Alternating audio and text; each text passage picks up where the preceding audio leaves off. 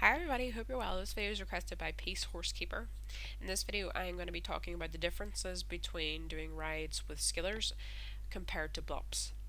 So if you're looking to know how to do rides faster and complete them quicker, I do have a video called More Rides in Less Time, and that will show you how to do that. But for this I'm going to be talking about the managing of those rides. So we're going to start off with a skiller. So we're going to talk about this. I do have a video on skilling. So if you look on that particular video, you'll be able to see how to do the full skiller. This I'm just going to be focusing on the rides. Um, so whenever you're working with a skiller, you obviously have to you have to complete all the skills. So that means that you have to do all the ride types. So all the ride types have to be completed. And that means that you're going to have to spend more time doing those. And the other thing about skillers, and this is the very important thing, is when you're skilling a horse, when you're trying to get it up to that maximum potential, you need to lessen it every single day between 2 and 25. So one of the things you need to make sure you do is you lessen the horse first whenever you're doing this, and then go and do the training, or sorry, not the training, the rides.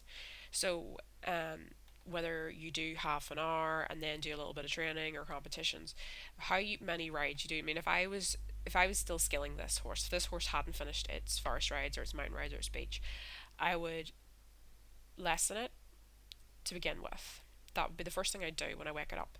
And then what I would do is I would train it for the biggest amount of time I could put it into rides. I would do that. So right now the most I can click is 5.5 hours. So I would click that and click go riding, and that would use a huge amount of energy.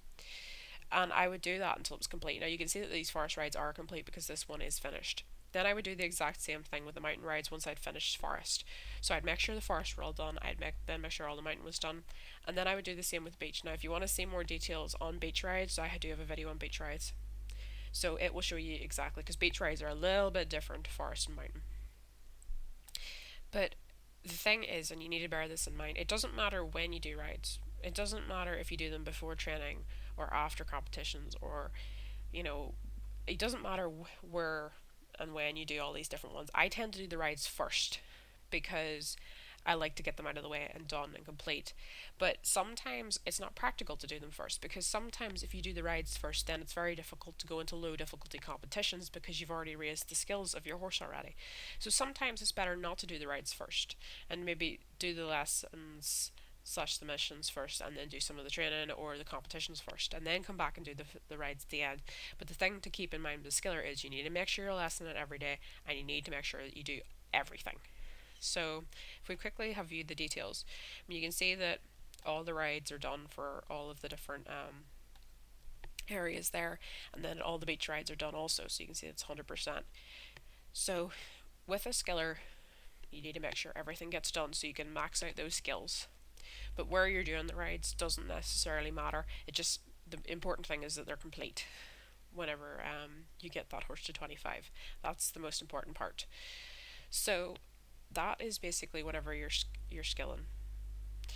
Now, whenever it comes to blups, it's a little bit different with blups, and the reason it's a little bit different is blups don't have to have all the rides done. You don't have to do all the forest, you don't have to do all the mountain, and you don't have to do all the beach.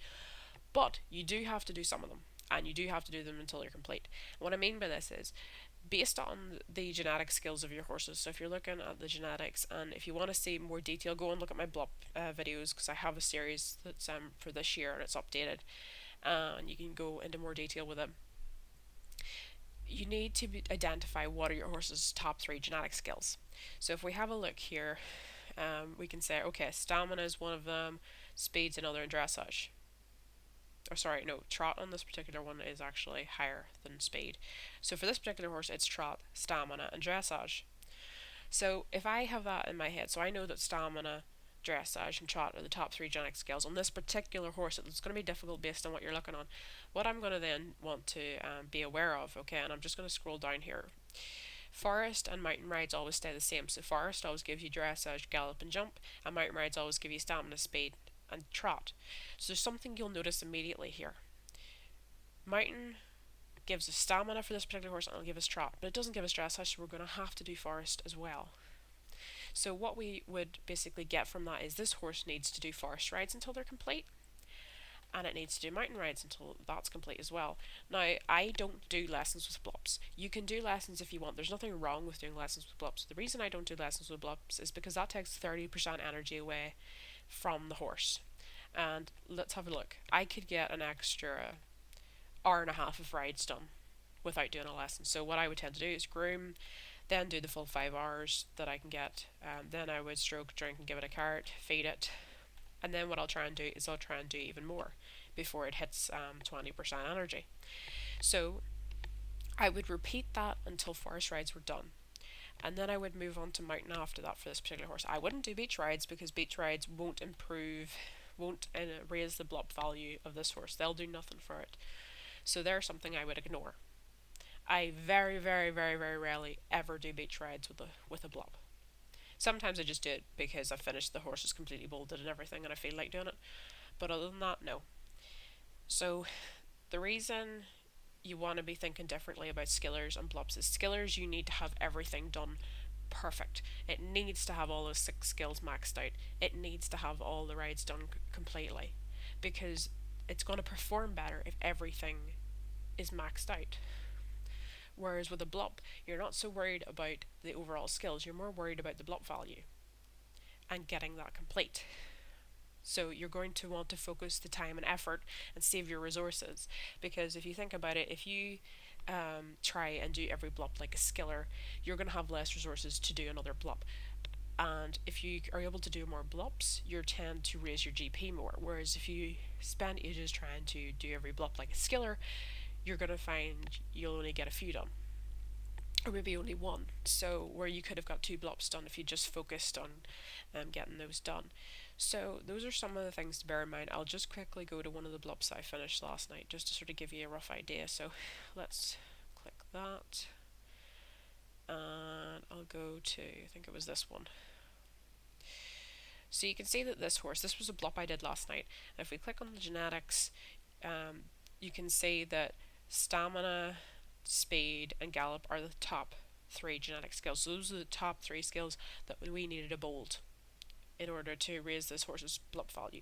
Now you can see if we have a look, this horse hasn't reached 10 years old yet and it hasn't got all 13 victories, so it's not 100 blup. But you can see that the training part, and what I mean by this is that actually means the bolded skills, the 3 skills that's best at need to be bolded, and you can see that they are. So you can see stamina, speed, and gallop are bolded. Now if we have a quick look up here, if I click on forest, I don't gain any skills. Forest rides are complete. Click up here, mountain rides are done. Now if I click on beach rides, it does show me stuff because beach rides haven't been done with us because it's a blup.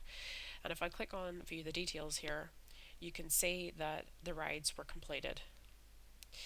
But that's because I needed to do both mountain and forest for this particular horse. So stamina, speed, and gallop. If we have a look here, so we get stamina from mountain, we get speed from mountain, but we don't get gallop from mountain. So we had to do forest in order to get that gallop for that particular blup.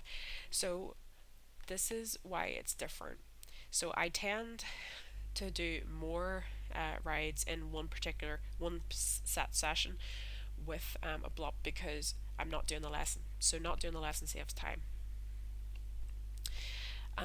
But the same as the skiller, it doesn't matter if you do the forest or the mountain first. It doesn't matter if you do the training before you do the rides. It doesn't matter if you do the competitions before you do the rides, etc., etc., because you're still going to eventually get it bolded. It's just that sometimes you might want to do the rides last, or you want to do the competitions first, depending on what type of competition level you want to enter, because it might not be practical for you to train everything up and then go into competitions, because then you may end up in the races that skillers are in. So there's some things that you want to take into consideration with that, because there are some breeds that when I blup them, I might do the forest rides, but I don't do the mountain rides. And just like, for example, with the forest rides, if we just have a quick look here, so forest gives us dressage, gallop, and jump. Let's just, for the sake of argument, say that we wanted to put this horse into Western Pleasure competitions. In Western Pleasure competitions, the rides for Western Pleasure, or sorry, not the rides, the skill that most affects the level of difficulty is trot. So the trot skill might have been something that we didn't want to have particularly high. So not basically we might want to do forest rides first and then go into Western Pleasure competitions.